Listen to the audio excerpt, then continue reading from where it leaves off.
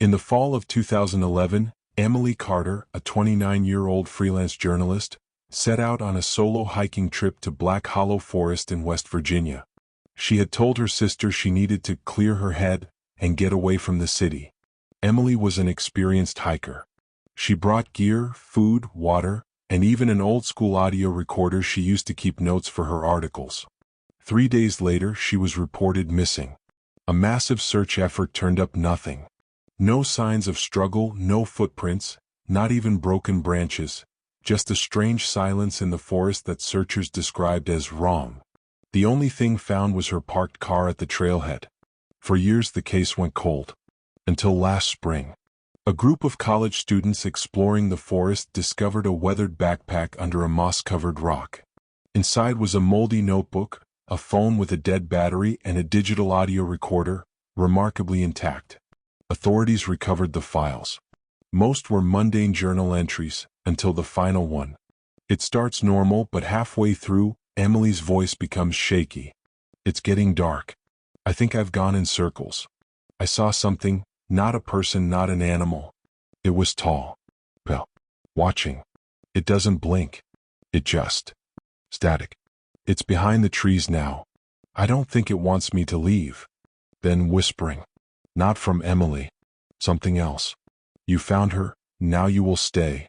That recording has never been officially released. But some say a copy leaked on the dark web.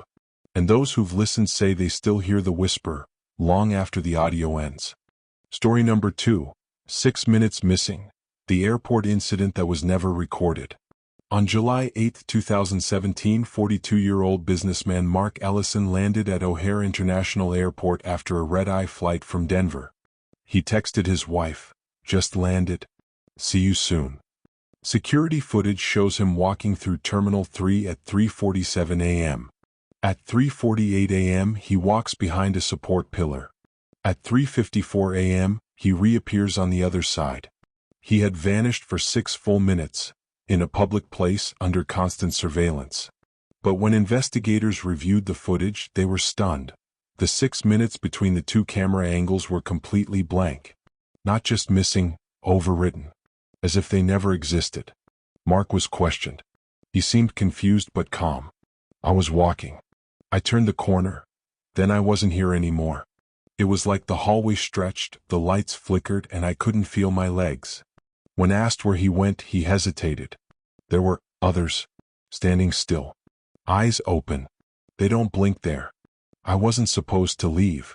He checked into a hospital that night and left against medical advice 3 days later. No one has seen or heard from him since.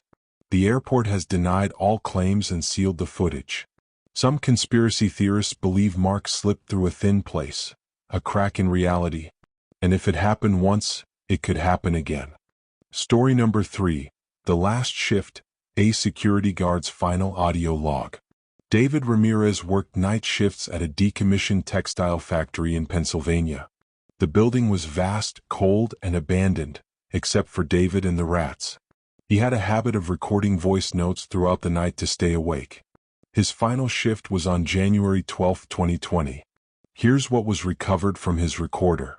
11:04 p.m., all quiet. Same as usual. I think I saw movement near Sector D, but it might have been a cat. Gonna check it out.